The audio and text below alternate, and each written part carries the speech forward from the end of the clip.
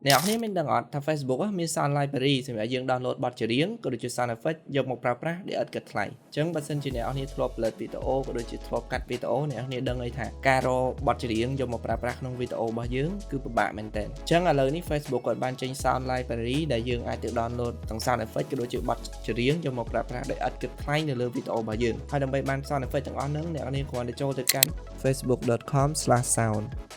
ដល់ពេលដែលអ្នកនរចូលមកដំបូងអ្នកនរនឹងឃើញមានបទចម្រៀងរហូតដល់ទៅ10000បទជាងហើយអ្វីដែលរឹតតែពិសេសហ្នឹងគឺអ្នកនរអាចស្វែងរកបទចម្រៀងទៅតាម mood ឬក៏ទៅតាមប្រភេទរបស់វាដើម្បីឲ្យត្រូវគ្នាជាមួយនឹងវីដេអូរបស់អ្នកនរគ្នាចំណែក sound effect វិញគឺមានរហូតដល់ទៅ1000 sound effect ជាងដែលអ្នកនរគ្នាអាច download យកទៅប្រើប្រាស់បានអញ្ចឹងវីដេអូថ្ងៃហ្នឹងមានតែប៉ុណ្្នឹងទេអរគុណសម្រាប់ការទស្សនាជួបគ្នាវីដេអូក្រោយ